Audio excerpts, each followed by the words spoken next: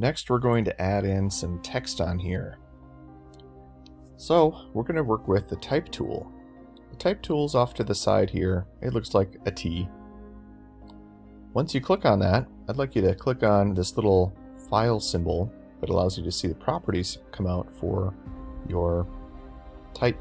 So you can see character over here, we can see paragraph on this side. When you're ready to create your type, just go to the top of your artwork. Click on the type tool, then just click down once. You can change the size of your font real easily by clicking on this T and pulling to the right to make it bigger or to the left to make it smaller. You might play around with some different font. You can decide what looks best for your artwork. I'm going to do this chalk duster one. And I may not put every word on the same line. I like the flexibility of writing something and then being able to move maybe each word around separately even, just to have some differences in how it looks.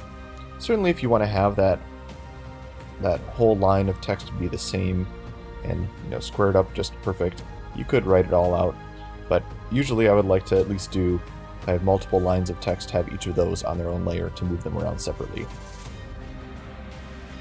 I'm going to type in the words that I'm going to use here. Ready for, and then I'm going to put on the next line. So I just click out, I go to the move tool, I can click back to the type tool and go back in. It'll create a new layer. I'm going to put in something. If you highlight the text, you can change the type of font for that particular word. So I'm going to make this just a little bit of a different font here. And then I'm going to go back out and back in. And I'm going to type new. And I'm going to highlight this one and make it a different text as well. Different type of font. There's a lot of options. So I'm going to do more of a classic type look. And since this is a question, I'll make sure that I put my question mark at the end. Alright, so this text is written out. I can still do a lot to it to change how it looks. If you highlight your text on that text layer, you can work with how tall or narrow the letters are, the spacing between the letters. If you want them to overlap themselves, you can pull them in. Usually you probably want to have a little bit of space, just like that. If you have multiple lines of text, you can use this to adjust how those lines are compared to one another. And then to move that text around, you can simply just hold off to the side rather than on top of the letters, and it turns into the move tool for that text. Now here's the other thing that's kind of nice. If I want to change just the general size of it and rotate it or anything like that, just click back on the move tool, have that text layer highlighted, and I can do Control T and work with this just like I would a regular image. So I might even take this and put it down in this area here. And I'm going to make this really large underneath. So ready for something new.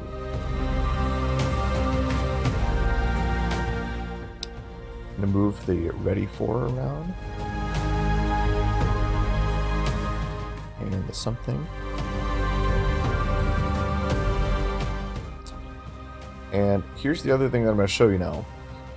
If you want to add on some effects on your text, a real easy way to do that is to go into something called the blending options for that text.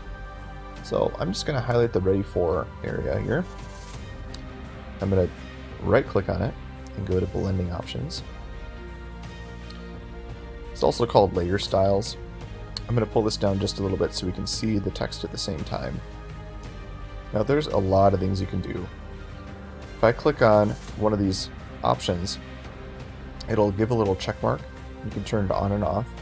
But then within each of these options to change the layer, there's all these sliders and effects that you can do. So if I'm doing a bevel or emboss, I can change the depth of it and change the size of it for how deep it looks like it's going into the layer here. You can change the shading, like what the direction the light is coming from. You can really do quite a lot to make your text look unique. Maybe I'll put in a drop shadow. Just make it kind of faint. Not have it be too crazy, but even just that helps to make the text stand out a little bit. Let's say that I like that layer style and I want to use that same, the blending mode or layer style on the next font. I could right click on that text layer, go to copy layer style, leave that somewhere down here. There we go, copy layer style. And I can go onto the next text, right click on it, go down and do paste layer style. Okay, that brings the same exact layer style that I was using on this previous text. For this new one down here, I'm going to do something totally different though. Go to my blending options again. And maybe I add on a stroke, so an outline around it. Kind of keep it classy again here just by going with white. And maybe I make it a little bit see-through and have it be a little less apparent. There we go. So I just want you to have some fun playing around with the type on there.